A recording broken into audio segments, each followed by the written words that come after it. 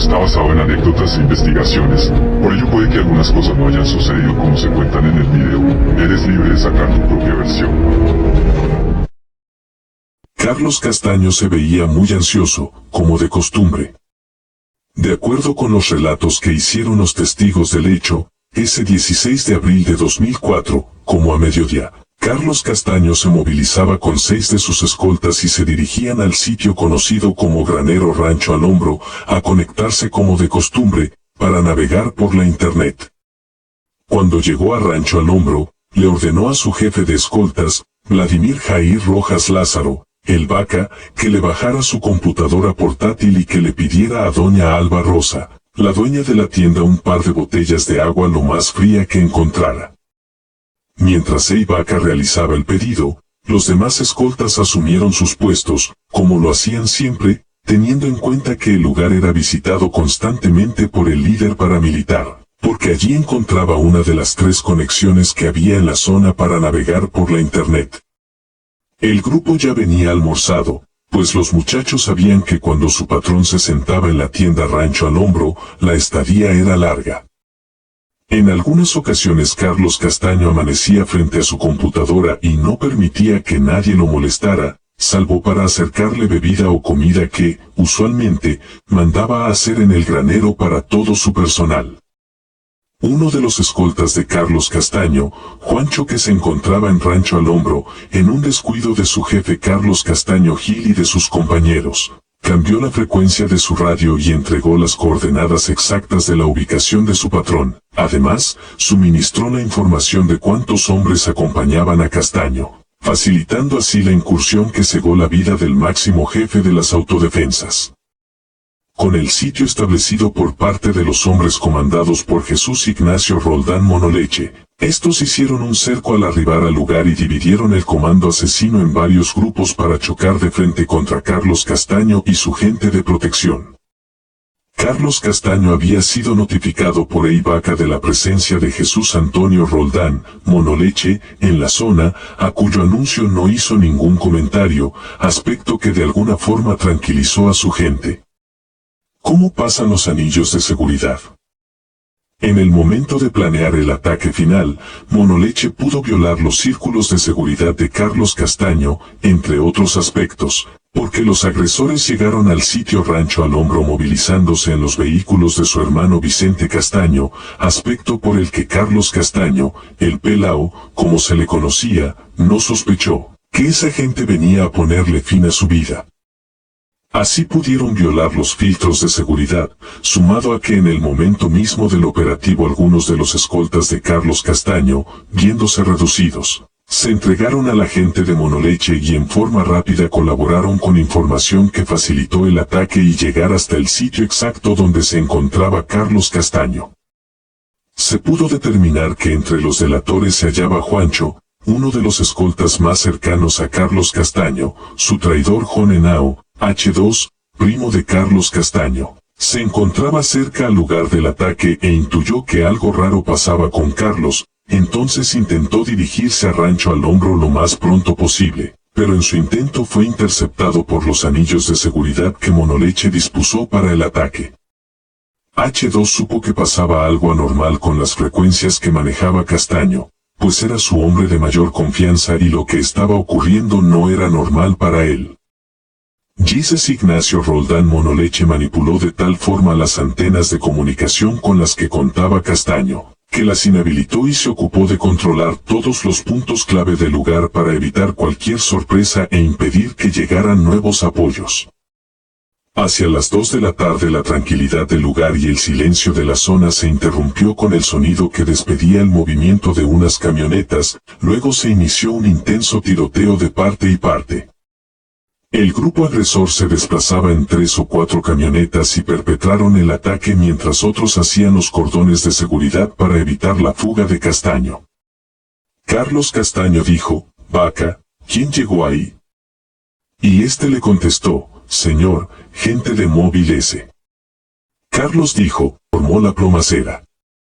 Nosotros, dijo Ibaka, uno de los escoltas fieles a Carlos Castaño, estábamos en un lugar muy malo, nos hallábamos muy mal ubicados, no había escapatoria, nos agarraron de papayazo, no nos dieron oportunidad de nada. Hubo gente de ellos a las que no los dejamos ni bajar del carro porque les abrimos fuego sin pensarlo dos veces, ellos también tuvieron gente jodida, entre ellos quedó gente rota. Cuando se formó el combate, Carlos Castaño salió hacia la parte de atrás. Él, visiblemente sorprendido, iba disparando a la par con nosotros, lo hacía un poco incómodo porque tenía un brazo enyesado, yo lo acompañé todo el tiempo, nunca me aparté de él, siempre me encontraba a su lado, siempre corriendo y ayudándolo a salir, ayudándolo a subir para la parte de atrás del granero, hasta cuando sentí un balazo en mi pierna, caí por segundos. Carlos siguió huyendo sin parar, me reincorporé y me tocó atrincherarme, entonces vi que otros escoltas nuestros se unieron al comando Carlos y lograron salir. Los que vinieron en el operativo a matarnos, llegaron burlándose de nosotros, venían en 3 camionetas fuleteadas, en una de ellas de estaca llegaron entre 40 y 50 hombres. Yo conocía a la mayoría de las autodefensas que nos atacaron, y conozco quiénes son sus cabecillas. Hubo muertos de ambos lados, pero no sé cuántos en total. Nosotros éramos pocos y del grupo que llegó eran como 50, venían muy bien armados y nuestra seguridad que estaba afuera los dejó entrar. Se torcieron y por eso nos llegaron de sorpresa al lugar donde estábamos el comando Carlos y yo. Al final me encaleté porque ya no podía caminar más. El paraje donde nos atacaron está entre los sitios conocidos como San Pedro y Catalina. Del ataque fueron también testigos unos vecinos, que son los dueños de la casa donde nos atacaron. Son los propietarios del granero Rancho al Hombro donde el señor Carlos Castaño venía seguido a hacer una de las cosas que más lo llenaban de felicidad, trabajar en Internet. Ellos, doña Alba Rosa y su gente, lo vieron todo, me imagino que se metieron debajo de las camas mientras pasaba el tiroteo, se tuvieron que cubrir bien, esa tienda es un establecimiento público, allí hay un puesto de teléfono y está a la orilla de la carretera. Cuando comenzó la balacera yo boté mi chaleco porque me pesaba mucho y el radio se me quedó, no me dieron tiempo de sacarlo. Mi patrón Carlos Castaño llevaba un computador y su bolso personal, donde siempre portaba documentos muy importantes. Yo creo que nos agredieron porque al señor Carlos Castaño no le gustaban los que habían ingresado a las autodefensas. El patrón había sostenido en Santa Fe Ralito su última reunión el 17 de marzo de 2004, con el comisionado de paz, Luis Carlos Restrepo. Luego los jefes de las autodefensas lo invitaron a otras reuniones y él no aceptó. Él se había retirado de la mesa de negociaciones, mas no del proceso, eso era lo que me decía, yo la verdad poco entiendo de eso, pero él lo decía cada rato. La propietaria del granero Rancho al Hombro, Alba Rosa Morales Farelis, dijo, yo estuve aquí todo el día atendiendo el granero como de costumbre. Ya como a la 1:45 de la tarde llegó el señor Carlos Castaño acompañado de sus escoltas, la verdad no podía decir cuántos eran porque cuando él llegaba, ellos se esparcían por todos lados. Carlos Castaño llegó en una camioneta marca Hilux, color verde, doble cabina y llegó con él también otra camioneta blanca de estaca donde venían unos escoltas. El señor Castaño estaba vestido de civil, con camisa blanca y llana azul, lucía un yeso en uno de sus brazos, yo no le vi armas de la camioneta Hilux. Se bajaron 3 hombres más después de Carlos Castaño, pero no sé quiénes serían porque no los conozco, solo sé que eran sus escoltas porque siempre los veía con él. Él llegó y saludó como siempre muy atento y serio y se sentó donde nosotros estábamos. Luego fue acomodando su computador portátil y se conectó a Internet. Uno de los escoltas le había traído el computador portátil, se sentó solo y se dedicó a leer en el más absoluto silencio sus documentos. Para nosotros era normal verlo así, pues a él le fascinaba trabajar con Internet. Podía pasar horas comiendo galerías, revisando su correo y mirando documentos. Los muchachos que estaban por ahí tomaban agua y también parecía que gozaban esos instantes como su patrón. De un momento a otro, yo estaba despachando una bolsa de agua y unas pastas de ibuprofeno a uno de sus escoltas. Cuando yo fui a sacar el agua, oí una ráfaga de disparos, que hizo un estruendo horrible. Eso se oía muy duro. Yo toda asustada inmediatamente pensé en salir de la tienda para meterme y esconderme en el cuarto justo al lado donde estaba la mesa del señor Carlos Castaño. Entonces vi que él ya no estaba ahí. Rápidamente me tiré al piso para cubrirme de la balacera al lado del enfriador. Y no supe si fue del golpe o de los nervios que me desmayé y perdí el sentido. Los hombres a su arribo intimidaron a los escoltas, doblegaron a Richard y a otros 2 patrulleros más, a quienes torturaron para sacarles información sobre los sede de propiedad de Carlos Castaño, indagaron por el dinero y luego los ejecutaron. En el ataque inicial no murió ninguno de ellos. Richard y sus compañeros trataron de combatir para permitir la huida de Carlos Castaño, quien alcanzó a alejarse del lugar junto con uno de sus escoltas, el Tigre, quien a la postre, aparecería vivo 9 días después y narró lo sucedido en Rancho al Hombro. El comando asesino relata el operativo final como el día del ataque vi a Carlos Castaño. Él estaba en una casa donde llegamos, pero no sé el nombre del lugar. Yo no sabía qué iba a pasar en ese lugar. Yo estaba en una de las camionetas de atrás cuando se encendieron a plomo las camionetas de adelante y nosotros reaccionamos y rodeamos por atrás. Perro Boxer Blanco estaba conmigo sin saber de qué se trataba la vaina, cuando vi que venía un man de civil por el frente de la escuadra donde yo estaba diciendo que no le dispararan, que él se entregaba. Yo no dejé que subiera y cuando subió, Monoleche lo agarró enseguida y se lo llevó para atrás, para donde habían unas camionetas y al rato, cuando acabó todo, me di cuenta que ese señor estaba muerto. Allí me di cuenta que a los que les habíamos dado eran de las autodefensas. Yo supe que era Carlos Castaño el muerto porque lo había visto en el libro Mi Confesión y cuando Monoleche lo cogió, yo estaba a unos metros de distancia y Monoleche le dijo, no. Yo estoy cumpliendo una orden. Yo no vi cuando lo mató, pero a ese man lo mató Monoleche porque Chilapo, quien era mi comandante en el operativo, nos dijo que Monoleche lo había matado. Cuando finalizó el tiroteo Monoleche se comunicó por radio con un man y le dijo que ya estaba listo el trabajito que le había mandado. Después escogieron un equipo en donde iba 90 y se llevaron a los escoltas de Castaño que estaban muertos y subieron a la camioneta a otros que habían quedado vivos. En esa comisión iban también Freddy y Bolívar. A Carlos Castaño lo subieron a otra camioneta entre Monoleche, Chilapo y otros comandantes y lo taparon con unas hojas de palma de coco secas. Nosotros recogimos las armas y nos fuimos hacia una finca que se llama La 15, allí duramos 2 días y luego nos reunimos a todos y nos llevaron para otra finca de un tal Otoniel. Allí duramos 8 días y fue el lugar donde el Mono Velosa nos pagó de a 4 millones de pesos a cada uno, luego nos sacaron en camiones y nos dejaron en otra finca, pasamos por San Pablo y tiramos hasta Urabá. Cuando nos entregaron la plata nos advirtieron que no debíamos decirle de lo ocurrido en Rancho al Hombro a nadie y que tampoco podíamos retirarnos de las autodefensas.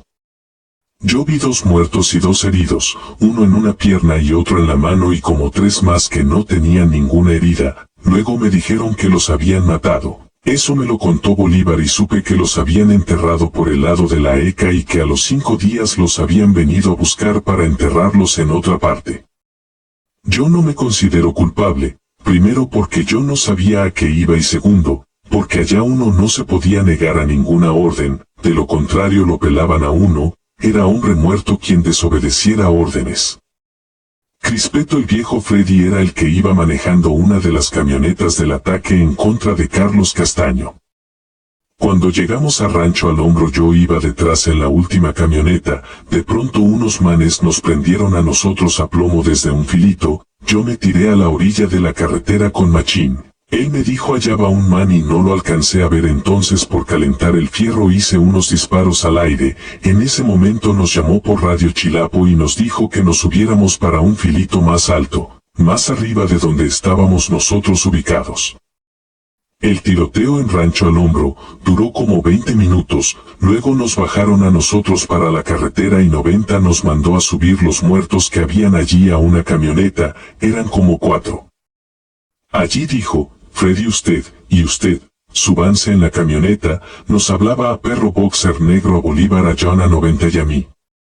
Nos llevaron para la ECA y 90, nos obligó a hacer una fosa y fue cuando John mató a los escoltas que habían quedado vivos. Luego salimos y me mandaron a traer agua y cuando volví llegó 90 a contar los muertos y hacía falta uno y nos dijo que buscáramos al muchacho que se había volado y nos pusimos a buscarlo.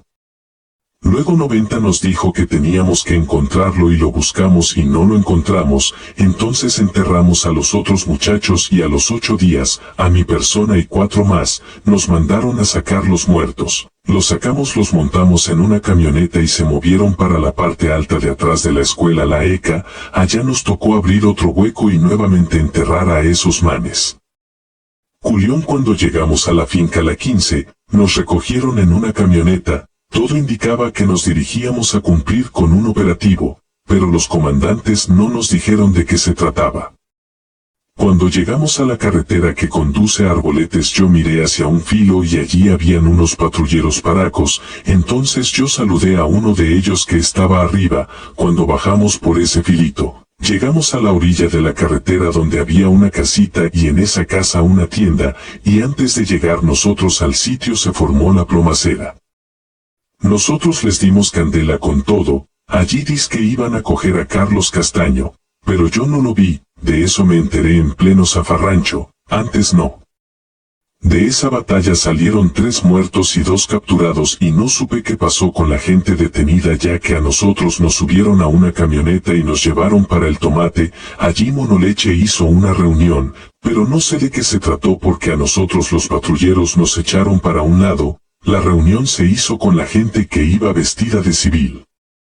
Del Tomate nos fuimos para un pueblecito y allá cogimos a un man que era el caletero de Carlos Castaño y lo trajimos para una finca de Carlos y después lo llevamos para Loma Linda. De ahí a nosotros nos echaron para una finca y no supe qué pasó con él. Al caletero se lo trajo Monoleche con otros muchachos que yo no distinguía.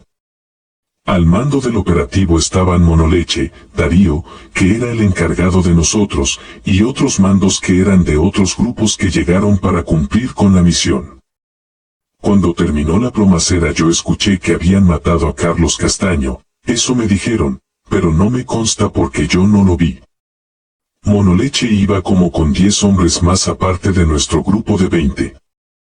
Ese día iban 3 camionetas, en la de adelante iba la Moña con un personal de Monoleche, en la de la mitad iba yo con más compañeros del grupo al que pertenecía y atrás iba Monoleche con gente de él y de nosotros revueltos.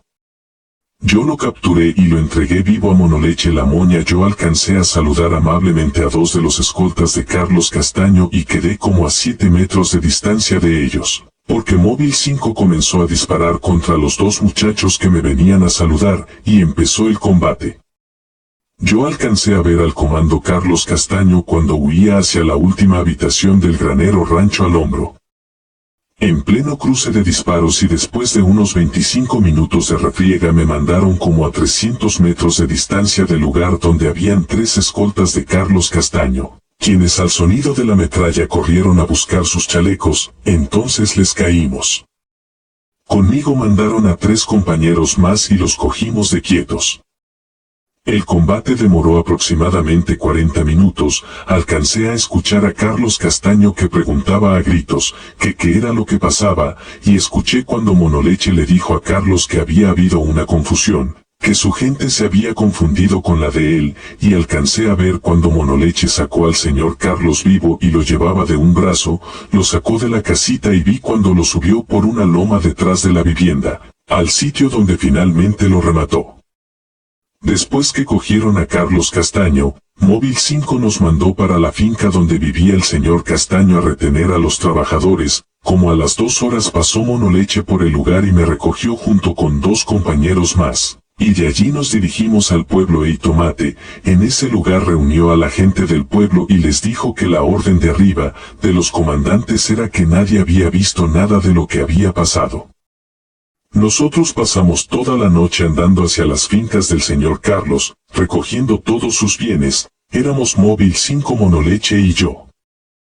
Esa noche también nos dirigimos hacia la finca de Vicente Castaño. Cuando llegamos al lugar, Monoleche le timbró para darle al profe el parte de Victoria, le dijo que ya le había hecho el aseo al parque.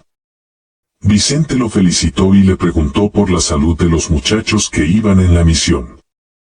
Cuando llegamos a darle raqueta a los bienes del patrón Carlos Castaño, encontramos material de intendencia, camuflados, y en una de las fincas encontramos 2 bolsas negras grandes de las que se utilizan en las ciudades para botar la basura, llenas de dólares. Esa plata la encontró Monoleche y se quedó con ella.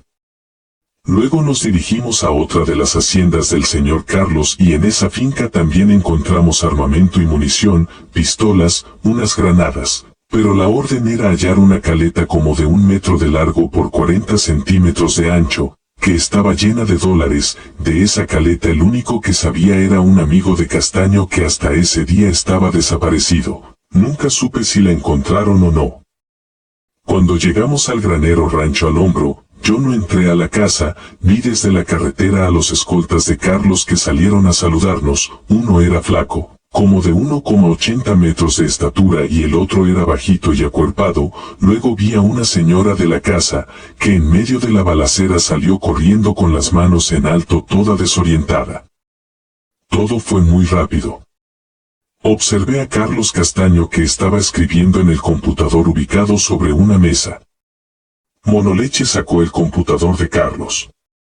Luego pasamos a otra casa donde habían más escoltas de Carlos Castaño y los sacamos y se los entregamos a Móvil 5, eran 3, uno era moreno alto, había otro flaco que era como paisa, el otro era como de San Pedro de Urabá, y supe que luego los mataron para no dejar huellas, ya que la orden era de los que trabajaban con Carlos Castaño, no dejar ni a uno vivo. Supe que en el Tomate encontraron a un hombre de confianza de Carlos Castaño y luego lo mataron. Él era el encargado de manejarle cosas importantes, pero no me acuerdo del nombre. El único que se salvó fue un muchacho que anduvo con nosotros toda la noche. Él fue el que entregó los materiales de intendencia, entregó la caleta de dólares, porque era el que hablaba de esa caleta. A él le dieron como 46,5 millones de pesos. Monoleche le dijo que se salvaba porque él conocía a la mamá y los distinguía a ellos desde jóvenes y por eso le perdonaba la vida. Ese muchacho mide como 1,90 metros de estatura, es de contextura normal. Sé que vive por los lados de San Jacinto, cerca de una de las fincas que era de Carlos Castaño. Los escoltas de Castaño relatan cómo se defendieron y Tigre. A nosotros nos atacaron los paramilitares conocidos como Monoleche, el cura, 90, Móvil 5, el Polilla, y otro poco de gente que yo distinguía. Ellos llegaron vestidos, unos de camuflado y otros de civil, traían armas AK-47, AK-556, armas 762 y granadas de fragmentación. Nos dispararon de todas partes y nos atacaron con granadas, no nos dejaron reaccionar. Nuestros compañeros que estaban arriba fueron los que pudieron huir. Ellos ya habían ido a buscarnos a la finca La 37, allá solo estaba el finquero y su esposa y seguramente por amenazas no anunciaron nada. Kenia, la señora de Carlos Castaño, estaba ese día en Montería y escapó de la muerte. Yo vi a la señora de Rancho al Hombro pálida buscando a su niñito, como una loca. El más nuevo de nosotros era el Pollo, quien quedó vivo y está huyendo. Él había llegado 2 días antes de Valencia, en el departamento de Córdoba. A mí me subieron como muerto a la camioneta y dijeron que nos iban a llevar a la escuela de entrenamiento La Acuarela. De ahí nos tiraron de la camioneta al suelo y yo oía cuando 90 decía que le dieran a Batman y al nuevo. Ahí les dispararon y los vi cuando cayeron. Entonces 90 dijo échenles rastrojo encima y nos taparon con un plástico. 90 dijo que iba a buscar unos palos.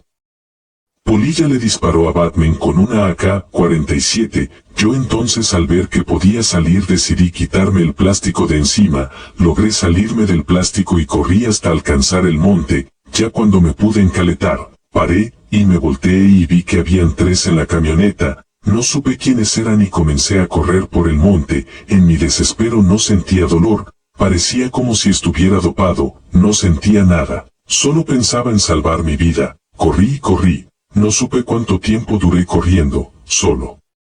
Pensaba en alejarme lo más rápido posible de la muerte, esa muerte a la que por primera vez le veía el rostro tan cerca. Yo no sabía a qué olía la muerte, esa loca con la que tanto hemos jugado nosotros los paracos. Tampoco sabía cómo era cuando uno estaba en el equipo perdedor. Eso no se lo deseo a nadie, no se lo deseo ni al peor enemigo. Eso es muy feo. Vaca, yo quedé inmovilizado, ya no podía caminar, el tiroteo continuaba, algunos chamizos quedaron quebrados por el impacto de las balas, entonces me quedé enfrentando el corte, me enfrenté con 90, me di duro con él, y 90 nos lanzaba granadas, nos caían granadas de varias partes hasta que como por obra de Dios logré escapar y encaletarme en un lugar seguro, pero muy cerca del tropel. Cuando huía escuché a un combatiente decir, se me escapó Castaño. Se me escapó Castaño. Otro gritaba, allá va uno corriendo. Yo vi cuando agarraron a un compañero que quedó jodido con 2 tiros, le llegaron cerca, le quitaron el fusil y le descargaron una ráfaga, lo eliminaron. Pasarían por ahí unos 5 minutos cuando volví a escuchar voces que pedían el poliéster para amarrar a alguien. Ellos se llevaron a varios de nuestros compañeros vivos, iban callados, asustados, pálidos, parecían cadáveres, miraban para los lados como buscando una ayuda, recurso que ellos mismos sabían que de ningún lado llegaría. Uno de ellos se tocaba la cabeza y se pasaba las manos frotándose la cara como si quisiera despertar de una pesadilla para comprender que lo que estaba viviendo era una mentira.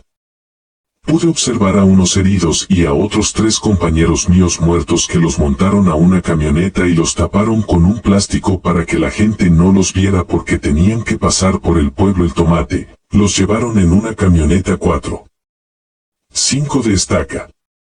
A otros se los llevaron en una camioneta blanca también de estaca. Querían desaparecernos a todos para no dejar ningún rastro de modo que nadie se enterara de nada. Yo no sentía miedo en ese momento. Solo me concentraba en salvar mi vida. Alcancé a pensar en que ese momento de tener la muerte respirando fuerte en mis oídos, era el mismo momento que tuvieron que pasar otros con nosotros mismos. Pero no sentía miedo. Los paracos nos volvemos como sin sentimientos. El monte y la guerra no da tiempo para el miedo, porque la muerte camina al lado, tan cerca y tan encima de uno, que parece ser parte de nuestra dotación militar. Te nos ibas torciendo Carlitos con la DEA, Monoleche en la huida Carlos Castaño, ya con la munición de su pistola agotada, completamente acorralado y desconcertado por lo que estaba sucediendo, se encontró con el primer anillo de seguridad de sus victimarios. Castaño se detuvo, respiró profundo y miró con su acostumbrada arrogancia e intentó con voz de mando que los hombres que tenía enfrente le obedecieran, como siempre había sido. Segundos después uno de los cabecillas del ataque, Giovanni, lo tomó de su cuello aprovechando su estado de indefensión, pues 2 hombres le apuntaban con sus armas a menos de 2 metros de distancia. Giovanni lo capturó y acabó con la corta escaramuza de fuga que intentó su antiguo jefe Máximo. Luego de someterlo a las buenas lo redujo y lo obligó a caminar hasta donde se encontraba su patrón Monoleche, a quien se lo entregó con cara de satisfacción. Allí mismo lo ultimaron después de un cruce de palabras con quien había sido su escolta más fiel, Móvil 5, a la postre el hombre que más conocía y que mayor número de años había pasado al lado del jefe de las autodefensas, aquel que le conocía como ninguno sus secretos, sus acciones de guerra, de su vida personal, de sus vínculos afectivos. Móvil 5, el único lugarteniente que le sobrevivía porque la mayoría de sus antiguos hombres todos estaban bajo tierra, excepto Monoleche y 90. Yo soy el jefe máximo de las autodefensas en Colombia, quien mandó a hacer esto, exclamaba una y otra vez Carlos Castaño. A mí no me pueden hacer esto ustedes, decía Castaño. Entonces Monoleche le comunicó con toda autoridad, esta es una orden. Yo solo cumplo órdenes. Y le exclamó con un tono más suave, pero sin quitarle la mirada de sus ojos, te nos ibas torciendo Carlitos. Te nos ibas torciendo Carlitos con la DEA.